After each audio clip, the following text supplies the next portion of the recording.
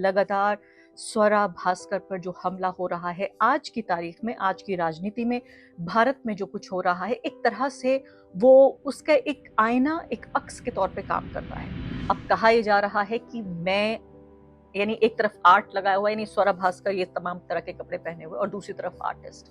एक तरफ मुझे दिखाया जा रहा है कि मैं वेस्टर्न कपड़ों में हूँ, और दूसरी तरफ स्वरा भास्कर सर ढके हुए हैं। बार बार ये कहने की कोशिश हो रही है कि देखिए केरला स्टोरी, आपको याद है कि आपने देखी थी, जिसमें एक हिंदू लड़की को मुस्लिम महिला बहकाने का काम करती है, वो मैं हूँ। यहाँ पर अशोक श्रीवास्तव है, कह रहे हैं कि स्वरा भास्कर को प्रधानमंत्री मोदी और चंद्रचूड़ जी के एक साथ गणपति जी की चरण वंदना करने पर ऐतराज था। मुंबई में पति को चुनाव जिताने के लिए वोट जिहाद वाले मौलाना नौमानी की चरण वंदना कर रही हैं।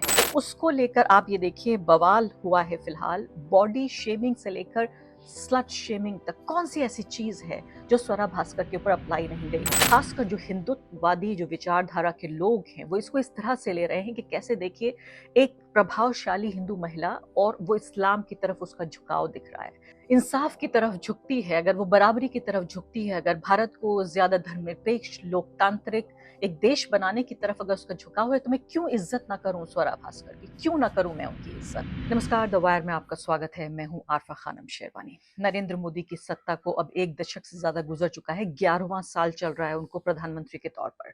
उनके पास सरकार है, सत्ता है, पुलिस बल है, ब्यूरोक्रेट्स की एक फौज है, और इसके अलावा जमीन पर मौजूद आईटी सेल और उसका प्रोपेगेंडा।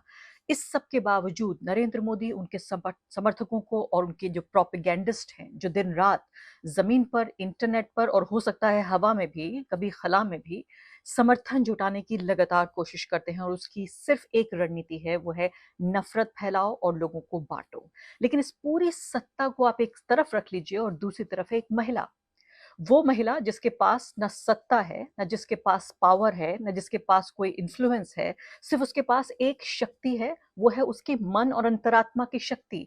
एक ऐसी महिला जो बहुत ग्लैमरस इंडस्ट्री से आती है, चकाचौंध वाली जादुई नगरी मुंबई की एक ऐसी महिला जिसके पास बहुत कुछ हो सकता था, ग्लैमर हो सकता था, शोहरत हो सकती थी, पैसा हो सकता था, लेकिन वो हर रोज अपने लिए चुनती है एक संघर्ष भरी जिंदगी। जी हाँ, मैं बात कर रही हूँ स्वरा भास्कर की। वो स्वरा भास्कर जिसको लेकर पिछले लगातार 3-4 दिनों से, और मैं इसे इग्नोर करने की कोशिश कर रही थी, मुझे लगता था कि शायद एक ट्विटर का छोटा मोटा ट्रेंड है और थोड़े दिनों में, थोड़े घंटों में चला जाएगा, लेकिन लगातार स्वरा भास्कर पर जो हमला हो रहा है आज की तारीख में, आज की राजनीति में, भारत में जो कुछ हो रहा है, एक तरह से वो उसका एक आईना, एक अक्स के तौर पे काम करता है कि जो महिला है उसको लेकर, चाहे वो मुस्लिम महिला हो और हिंदू महिला हो, इसको लेकर जो पूरी राजनीति गढ़ी गई है पिछले 10 साल में, उसकी एक बानगी के तौर पर स्वरा भास्कर का मामला सामने आता है। स्वरा भास्कर की जिंदगी का एक एक पहलू, उनके सर का एक एक बाल, उनकी उंगलियों के नाखून, उनकी हर एक सांस लेती हैं स्वरा भास्कर, तो एक तरह से सोशल मीडिया पे आग लग जाती है। और वजह सिर्फ मैंने बताया आपको कि कोई उनके पास शक्ति नहीं है, पावर नहीं है, लेकिन एक ऐसी इंसान है वो कि जब भी जहां भी नाइंसाफी होती है, जहां भी संघर्ष की बात आती है, वो आगे बढ़ चढ़ कर हिस्सा लेती है। और ये आज की बात नहीं है, मैं देख रही हूँ उनको लगातार जो पब्लिक स्फीयर है उसमें, देखिए आप ये तो भूल जाइए उससे पहले वो क्या करती रही, लेकिन जब से भारत की राजनीति में एक तरह का जो मेजॉरिटेरियन या बहुसंख्यकवादी जो एक उबाल आया है, हमने देखा कि CANRC प्रोटेस्ट से लेकर, फिलिस्तीनी लोगों पर आवाज उठाने से लेकर, उमर खालिद के जेल में होने से लेकर, जज जो अपना काम नहीं कर रहे हैं उनसे लेकर, नरेंद्र मोदी, उनकी पूरी कैबिनेट, उनके काम करने का अंदाज, उस सब पर जब जब ये बात आई है कि किसी को कुछ कहना है, स्वरा भास्कर हमेशा आगे बढ़कर आई हैं और उसकी सजा उनको भुगतनी पड़ रही है। स्वरा भास्कर को सिर्फ इस बात की सजा नहीं भुगतनी पड़ रही कि उन्होंने, वो जो सरकार है हमारी मौजूदा, जो सत्ता है, जो शक्तिशाली लोग हैं इस देश में, दो सबसे बड़े लोग, उन पर वो सवाल उठाती हैं। हालांकि वो कोई पत्रकार नहीं है, वो कोई सामाजिक कार्यकर्ता नहीं है, वो तो एक फिल्म एक्ट्रेस है। लेकिन इससे भी ज्यादा उन पर हमला जो तेज हुआ है वो हुआ है जब से उन्होंने एक मुस्लिम पुरुष से शादी कर ली। एक मुसलमान से शादी करने की सजा, ऐसा लगता है कि पहले से ही काफी नहीं था उनके ऊपर जो हमलों की ये पूरी बौछार थी, लेकिन जब से उन्होंने जो ये हिंदुत्ववादी जो पूरा एक नैरेटिव है उसको जिस तरह से उन्होंने चैलेंज किया है, पूरे तरीके से मिर्ची लगी हुई है उन लोगों के मन मस्तिष्क में और उनकी राजनीति में जो ये समझते हैं कि एक महिला की जिंदगी, उसका शरीर, उसकी सेक्सुअलिटी, उसकी आज़ादी, उसका अधिकार उनकी जागीर है। स्वरा भास्कर ने हमला वहीं किया है जहां सबसे ज्यादा दर्द होता है। अब ये तस्वीर आप देखिए अपनी स्क्रीन पर फिलहाल, ये तस्वीर है मौलाना नोमानी से मिल रही हैं, सज्जाद नोमानी से स्वरा भास्कर अपने पति फहद अहमद के साथ। फहद आप जानते हैं कि महाराष्ट्र में इस वक्त चुनाव लड़ रहे हैं वो विधानसभा का, और स्वरा भास्कर न सिर्फ कि उन लोगों के साथ हमेशा खड़ी रहती हैं जो नाइंसाफी का शिकार हैं, बल्कि इस वक्त एक ग्लैमरस, एक ऐसी औरत, एक ऐसी महिला जो बड़े बड़े फिल्म स्टार्स के साथ जिसने फिल्में की हैं, वो महिला अपने पति के साथ बिल्कुल डी ग्लैम, ना उसके चेहरे पे मेकअप है, ना उसके बालों में ब्लो ड्राई हुआ है, ना ही उसको मेकअप आर्टिस्ट उसको सजा रहे हैं, ना ही डिजाइनर कपड़े वो पहने हुए, बिल्कुल डी ग्लैम तरीके से अपने पति के साथ शाना बशाना कदम ब कदम कदम ताल कर रही हैं स्वरा भास्कर। और इसी की कड़ी में वो सज्जाद नोमानी साहब से मिली। सज्जाद नोमानी जो कि इस्लामिक क्लरिक हैं या माना जा सकता है इस्लामिक स्कॉलर हैं, उनके विचार कंजर्वेटिव हैं, रूढ़िवादी विचार हैं। बहुत सारे लोगों के रूढ़िवादी विचार होते हैं, हिंदुओं में भी होते हैं, मुसलमानों में भी होते हैं, सिखों में भी होते हैं, ईसाइयों में भी होते हैं। इसी तरह से ये मौलाना साहब भी, इनके रूढ़िवादी विचार हैं कि एक दो बार इन्होंने ये कहा, महिलाओं की शिक्षा के विरोध में इन्होंने बयान दिया। तो उसको लेकर आप ये देखिए बवाल हुआ है फिलहाल, बॉडी शेमिंग से लेकर स्लट शेमिंग तक। कौन सी ऐसी चीज है जो स्वरा भास्कर के ऊपर अप्लाई नहीं की गई। अब फहद अहमद को देखिए, फहद अहमद यहाँ सज्जाद नोमानी साहब से मिलने गए, उसके साथ साथ स्वरा भास्कर भी वहां थी। उनका कसूर सिर्फ इतना हुआ कि उन्होंने सर ढक लिया। आपके परिवार में, मुझे नहीं पता आप जिस भी मजहब से आते होंगे, द वायर के दर्शक जो ये कार्यक्रम देख रहे हैं, आपके परिवार में महिलाएं सर नहीं ढकती? अगर सर ढकती हैं तो क्या आप उनकी बॉडी शेमिंग करते हैं, उन्हें स्लट शेमिंग करते हैं? क्या आप उनके खिलाफ एक संघर्ष, एक धर्म युद्ध छेड़ देते हैं, एक जिहाद छेड़ देते हैं? सिर्फ इस महिला का कसूर यह है कि जो एक तरह से मैं कहूंगी जो सेंसिबिलिटीज होती हैं उस वक्त की, उस इंसान की, उस समाज की, उसमें वो खरा उतरने की कोशिश करती है कि मौलाना साहब से मिलने जा रही है तो जरा सर ढक लेते हैं। इसको लेकर जो उनकी बॉडी शेमिंग, और मैंने कहा कि पूरे तरीके से उनको जिहादी और आतंकवादी क्या क्या नहीं कहा जा रहा है। आप ये देखिए फिलहाल यहाँ पर अशोक श्रीवास्तव है, ये पत्रकार हैं, दूरदर्शन में एंकर हैं और अब से नहीं एक जमाने से हैं, अधेड़ उम्र के व्यक्ति हैं। आप ये देखिए कह रहे हैं कि स्वरा भास्कर को प्रधानमंत्री मोदी और चंद्रचूड़ जी के एक साथ गणपति जी की चरण वंदना करने पर ऐतराज था। मुंबई में पति को चुनाव जिताने के लिए वोट जिहाद वाले मौलाना नोमानी की चरण वंदना कर रही हैं। आप शब्दों का इस्तेमाल देखिए, और यहाँ चूंकि बहुत ट्रैक्शन मिल रहा है स्वरा भास्कर पे, अगर आप एक भी शब्द कह रहे हैं, उनके खिलाफ हैं आप, तो आपको रीट्वीट करने वाले दर्जनों नहीं सैकड़ों हजारों लोग हैं। तो इसके बाद उन्होंने सोचा इसी पर कैपिटलाइज करता हूं, इसको भुनाता हूं अच्छे तरीके से। फिर इसी ट्वीट पर उसको कोट ट्वीट करते हुए एक और ट्वीट किया और कह रहे हैं कि ये औरत जब दिल्ली में थी, इसने खुलकर जेएनयू में भारत तेरे टुकड़े होंगे इंशाल्लाह का नारा लगाने वालों का समर्थन किया। पाकिस्तान गई तो कहा कि पाकिस्तान का गुणगान वहां करने लगी। आज महाराष्ट्र में वोट जिहाद के लिए नबी की गुस्ताखी का नारा लगा रही है। बस सर तन से जुदा कहना रह गया। हैरान हूं एक हिंदू परिवार में इसकी परवरिश कैसे किसने की होगी। अब ये नोमानी साहब से अगर ये मुलाकात काफी नहीं थी तो स्वरा वहां पर जो वोटर्स हैं संभावित फहद अहमद उनके पति के, उनको एड्रेस कर रही थी, उनको संबोधित कर रही थी। उन्होंने एक बयान दिया, आइए सुन लेते हैं ये बयान। हुजूर पाक सल्लल्लाहु अलैहि वसल्लम के लिए इज्जत मन में होने के लिए आप किस जात में पैदा होते हो ये जरूरी नहीं होता है।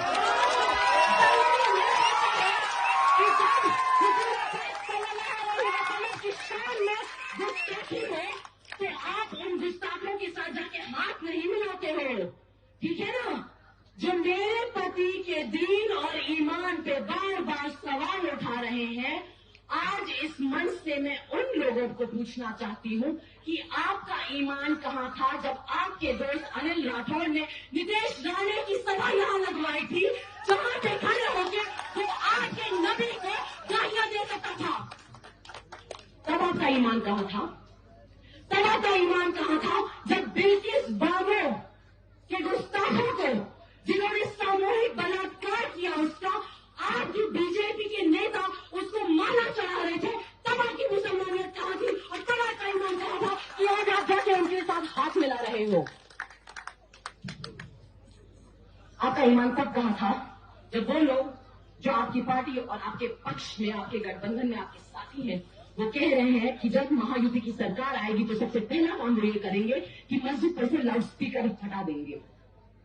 स्वरा यहाँ साफ तौर पे ये कह रही हैं कि भी उनका जो जन्म है वो हिंदू परिवार में हुआ और उन्होंने एक मुसलमान से शादी की, लेकिन जो प्रॉफिट मोहम्मद हैं, पैगंबर मोहम्मद साहब, उनकी इज्जत करने के लिए आपको किसी एक जात में पैदा होना ज़रूरी नहीं है। या ये कहने की कोशिश कर रही हैं कि वो हिंदू हों या मुस्लिम हों, अगर पैगंबर मोहम्मद साहब की वो इज्जत करती हैं तो इसके लिए उनको उनका मुसलमान होना ज़रूरी नहीं है। इसके साथ-साथ वो वहाँ पर बैठे हुए जो लोग हैं, जिनमें जो मुस्लिम लोअर कास्ट लोग माने जाते हैं, तथाकथित निचली जाति के लोग, उनको भी संबोधित कर रही हैं और एक तरह से मैं कहूँगी एक प्रगतिशील राजनीति का एक आईना दिखाने की कोशिश कर रही हैं कि आप कोई भी हो सकते हैं। आपको भगवान राम को मानने के लिए या उनकी इज़्ज़त करने के लिए, इसके अलावा आपको जीसस की इज़्ज़त करने के लिए, गुरु नानक की इज़्ज़त करने के लिए, आपको किसी ख़ास धर्म का होने की ज़रूरत नहीं है, ख़ास जाति में पैदा होने की ज़रूरत नहीं है। वो यहाँ पर आलोचना भी कर रही हैं उन लोगों की, वो लोग जहाँ बैठे हुए हैं और बीजेपी के साथ जिन लोगों ने हाथ मिलाया है, कैसे उन लोगों को इजाज़त दी आने की, जो उन्होंने कहा, उनके शब्दों में अगर कहूँ तो वो कह रही हैं जिन्होंने नबी की शान में गुस्ताखी की है। यहाँ स्वरा भास्कर की शब्दों का चुनाव सिर्फ इसी तरह है जो उनके सामने ऑडियंस बैठा हुआ है। यहाँ मैं बिल्कुल भी उनको डिफेंड करने की, उनके शब्दों को पर कलई लगाने की कोशिश नहीं कर रही हूँ। मेरी नज़र में इस बयान में कोई खराबी नहीं है। वो वहाँ बैठे हुए लोगों को उन्हीं की शब्दावली में जवाब दे रही हैं। अब स्वरा भास्कर खुद बताएँगी और खुद ही वो क्लैरिफ़ाई करेंगी कि वो क्या कहना चाहती हैं और इस पूरी कंट्रोवर्सी पे वो खुद ज़ाहिर है बयान दें तो बेहतर है। लेकिन एक ऑडियंस के तौर पे जब मैं उनके इस बयान को सुनती हूँ, तो मुझे उसमें कुछ भी खराब नज़र नहीं आता, उसमें कुछ भी मसला यहाँ पर ये है कि जिस शब्दावली का इस्तेमाल कर रही हैं स्वरा भास्कर, एक हिंदू महिला हैं, मुस्लिम पुरुष से उन्होंने शादी की है, वो कहती हैं नबी, वो कहती हैं गुस्ताख़-ए-नबी, वो कहती हैं सल्लल्लाहु अलैहि वसल्लम। इस तरह की शब्दावली का ख़ासकर जो हिंदुत्ववादी जो विचारधारा के लोग हैं, वो इसको इस तरह से ले रहे हैं कि कैसे देखिए एक प्रभावशाली हिंदू महिला और वो इस्लाम की तरफ उसका झुकाव दिख रहा है। सिर्फ़ झुकाव की बात नहीं है, मैंने कहा कि इस देश में रिलिजियस फ्रीडम है, अगर उनको झुकाव है तो वो खुद जाने इस बात को। उनके घर की चारदीवारी में वो किस भगवान को मानती हैं, वो किसकी पूजा करती हैं, इबादत करती हैं, इससे मेरा या आपका क्या लेना-देना है? या बीजेपी की आईटी सेल का क्या लेना-देना है? लेना-देना ये है कि यहाँ मुस्लिम पुरुष का जो डिमोनाइज़ेशन हुआ है, उसका जो दैत्यकरण हुआ है कि वो एक शैतान है। ये महिला आकर एक प्रभावशाली महिला जिसकी एक फैन फॉलोइंग है, उसके पास कोई सत्ता नहीं है, लेकिन एक सामाजिक प्रभाव है, एक सोशल इन्फ्लुएंस है, उसको इस्तेमाल करती है लोगों को एड्रेस करने के लिए। तो यहाँ समस्या ये है कि कैसे एक हिंदू महिला एक मुस्लिम भाषा का इस्तेमाल कर रही है और इसीलिए जो इनके ऊपर हमला है, आप ये देखिए शीतल चोपड़ा, आपको लग रहा होगा कि शायद अभी तक सिर्फ पुरुष हमला कर रहे हैं। अब महिला हैं, ये आरएसएस से जुड़ी हुई हैं, ये कह रही हैं कि स्मार्टली वेयर्स भगवा ड्रेस अप्लाइज बिंदी। यहाँ पर भी आप भी इस बात पर गौर कीजिए कि जब स्वरा भास्कर इन बातों को कह रही हैं, तो रंग तो छोड़ दीजिए, रंग तो हर मज़हब का रंग होता है, चाहे वो हरा हो या भगवा हो, लेकिन उन्होंने बिंदी लगाई हुई है। कई तस्वीरों में स्वरा भास्कर एक नॉर्मल जिसे साधारण साड़ी कहते हैं, साड़ी पहनी हुई है, वो भी कॉटन की साड़ी पहनी है, कोई डिज़ाइनर साड़ी नहीं है। इस तरह से समझने के लिए कि महाराष्ट्र की जिन औरतों के बीच वो जा रही हैं, अपने पति के लिए वोट माँगने के लिए, उनके जैसी दिखने की एक कोशिश के तौर पर मेरी नज़र में ऐसा है। उनका क्या मकसद है, मैं नहीं जानती। स्मार्टली वेयर्स भगवा dress, applies bindi, does caste politics. यानी यहाँ पर प्रगतिशील राजनीति करती महिला उनको कास्ट पॉलिटिक्स करती हुई नज़र आ रही है and preaches as a saviour of Islam, this is Bollywood jihad by Swara Bhaskar. मतलब मुझे समझ में नहीं आता कि यहाँ हँसा जाए या रोया जाए। बॉलीवुड जिहाद, आप सोचिए कि ये क्या चीज़ है, ये क्या कहने की बॉलीवुड जिहाद तो तब होता जब स्वरा भास्कर अपने सारे सिद्धांतों को ताक पे रखकर तमाम तरह के जो वो लोग जो कि नाइंसाफ़ी का शिकार हो रहे हैं, गैर बराबरी का शिकार हो रहे हैं, एक तरह के नरसंहार का इंतज़ार कर रहे हैं अपनी जान का, कभी उनके घरों पे बुलडोज़र चलता है, कभी उनकी दुकानें बंद की जाती हैं, कभी उनके खिलाफ इकोनॉमिक बॉयकॉट होता है। उन लोगों का साथ ना देकर वो भी नरेंद्र मोदी के साथ एक सेल्फी खिंचवा लेती हैं। वो भी नरेंद्र मोदी के साथ और उनकी जो पूरी कैबिनेट है उनके साथ, और उनका जो पूरी प्रोपेगेंडा मशीनरी है और जो फिल्में बन रही हैं, अक्षय कुमार हैं, कंगना रनावत है, यानी वो रास्ता आप सोचिए, स्वरा भास्कर कंगना रनावत बन सकती थी, न सिर्फ कि वो सांसद बन सकती थी, वो तो मिनिस्टर भी बन सकती थी, लेकिन उन्होंने ये रास्ता ना अपनाकर एक कांटों भरा, मुश्किल भरा रास्ता अपनाया। इस वक्त न वो फिल्में कर रही हैं, ना ही वो सत्ता के साथ हैं। आप ये सोचिए कि कितनी मुश्किल ये चॉइस, कितना मुश्किल विकल्प रहा होगा स्वरा के लिए, लेकिन तमाम तरह की गालियों से, तमाम तरह के, मैं कहूंगी, चीजों से उनको नवाजा जा रहा है। अब यहाँ पर और भी तरह की चीजें आ रही हैं। मिस्टर सिन्हा, ये भी बड़े 5 स्टार ट्रोल हैं। ये कह रहे हैं कि नबी की शान में गुस्ताखी, इस्लामिक वर्सेस दीन ईमान, blah blah blah, she is just one step away from raising STSJ, कहते हैं सरतन से जुदा, कि इस तरह का कोई नारा लगाया जाता है। Nobody would believe she was born Hindu, even Zakir might start feeling inferior. Glad that she married an M guy, an H guy's life is saved. अच्छा हुआ कि मुसलमान से शादी कर ली, एक हिंदू पुरुष की, एक हिंदू मर्द की जिंदगी बच गई। अब बड़ी अच्छी बात है, तो छोड़ दीजिए स्वरा भास्कर को। अगर एक हिंदू पुरुष की जिंदगी बच गई और मुसलमान मर्द इसका शिकार हो रहा है, तो आपको तो खुश होना चाहिए, लेकिन आप लगातार उस पर हमला बनाए रखे हुए हैं।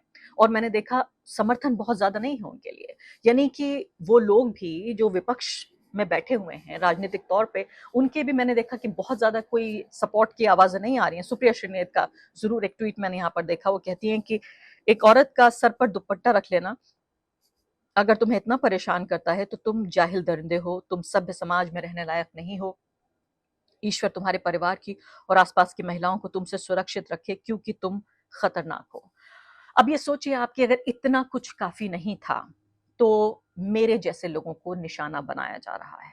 अब कहा यह जा रहा है कि मैं, यानी एक तरफ आर्ट लगाया हुआ है, यानी स्वरा भास्कर ये तमाम तरह के कपड़े पहने हुए, और दूसरी तरफ आर्टिस्ट। एक तरफ मुझे दिखाया जा रहा है कि मैं वेस्टर्न कपड़ों में हूँ, और दूसरी तरफ स्वरा भास्कर सर ढके हुए हैं। और इस तरह के ट्वीट से पूरा सोशल मीडिया भरा हुआ है। हमेशा ये दिखाने की कोशिश हो रही है कि किस तरीके से मेरे जैसे लोगों ने, मुझे बाकायदा निशाना बना के कहा जा रहा है कि मैंने उनका ब्रेन वॉश किया है, मैंने उनको इस्लाम की तरफ या कंजर्वेटिव वे ऑफ लाइफ की तरफ उनको ढकेलने का काम किया है। बार बार ये कहने की कोशिश हो रही है कि देखिए केरला स्टोरी, आपको याद है कि आपने देखी थी, जिसमें एक हिंदू लड़की को मुस्लिम महिला बहकाने का काम करती है, वो मैं हूँ। क्योंकि इनको अच्छी तरह पता है कि जिस तरीके से मेरे जैसे लोगों को एक इस्लाम का रणनीतिकार, मुझे तो पता नहीं, मेरे पास इतनी शक्ति नहीं है कि मैं कोई बड़ी रणनीतिकार बन सकूं, लेकिन हंसी आती है और गुस्सा भी आता है कि देखिए मेरे जैसे लोगों को भी किस तरह से घसीटा जा रहा है। पूरा सोशल मीडिया भरा हुआ है इस बात से, इस चीज से कि मेरे जैसे लोगों ने या मैंने स्वरा भास्कर को, उनको बरगलाया है, उनको भटकाया है। मुझे समझ में नहीं आता इसको कहा भी कैसे जाए। बरगलाया है, भटकाया है, और उनको इस्लाम की तरफ, या इस तरह जिस तरह जो कर रही हैं, एक मुस्लिम पुरुष से शादी कर रही हैं, इसकी तरफ भटकाया है। मैंने भी ट्वीट किया और कहा कि स्वरा जैसी महिला एक तरह से मेरी नेता हो सकती है। मैं चाहती हूँ कि वो पार्लियामेंट में जाएं, और मेरा वोट स्वरा भास्कर के लिए है। जितनी बहादुर हैं स्वरा, मतलब मेरी दोस्त हैं वो, तो यहाँ पर जाहिर है मैं एक तरह से उनकी तरफ झुकी हुई भी हूँ, और इस दोस्ती की वजह भी वही सिद्धांत है, इस दोस्ती की वजह भी वही संघर्ष है, इस दोस्ती की वजह भी मेरे मन में उनके लिए जो एक भावना है कि कितने लोग हैं ऐसे वाकई भारत में। आज देखिए आप, हर दूसरे दिन जब आपकी आंख खुलती है तो आप देखते हैं कुछ और लोग उस तरफ चले गए। ऐसे में सब कुछ कुर्बान करके अगर एक महिला, अगर एक लड़की, एक अदाकारा इंसाफ की तरफ झुकती है, अगर वो बराबरी की तरफ झुकती है, अगर भारत को ज्यादा धर्मनिरपेक्ष, लोकतांत्रिक एक देश बनाने की तरफ अगर उसका झुकाव है, तो मैं क्यों इज्जत ना करूं स्वरा भास्कर की, क्यों ना करूं मैं उनकी इज्जत। और आइए सुन लेते हैं, जब जज अपना काम नहीं कर रहे हैं, जब उमर खालिद जैसे लोग जेल में सड़ रहे हैं, ऐसे में कैसे बहादुरी से माइक थाम कर स्वरा भास्कर ने फिर एक बारी बताया कि वो उन लोगों के साथ खड़ी हुई हैं जिनके साथ कोई नहीं खड़ा हुआ। एक छोटा सा ये बयान उनका सुन लीजिए। 4 साल बहुत लंबा वक्त होता है। उमर और मीरान, अथर, खालिद साहब, गुलशफा और शर्जील और अन्य लोग 3, 4, 5 साल पहले गिरफ्तार हुए थे। और ऐसा लगता है कि हमारी न्याय व्यवस्था भूल गई है कि कितने सालों से ये लोग जेल में बिना बेल के, बिना ट्रायल शुरू हुए पड़े ही हुए हैं। तो मैं जानती हूँ एक बोलती हुई औरत, एक ऐसी औरत जिसका अपना विचार होता है, एक औरत जो अपनी आज़ादी की मांग करती है, एक औरत जो अपने अधिकार की मांग करती है, जो अपने शरीर पर अपने अधिकार और अपनी आज़ादी की मांग करती है कि मेरा शरीर है, मैं जो चाहूँगी वो करूँगी, ये आपकी जागीर नहीं है। वो औरत इस समाज की सबसे बड़ी दुश्मन है और आज उस बोलती हुई आज़ाद ख़याल औरत का इस्तेमाल राजनीतिक कारणों से किया जा रहा है बीजेपी और उनके प्यादों के ज़रिए, उनकी पूरी प्रोपेगेंडा मशीनरी के ज़रिए।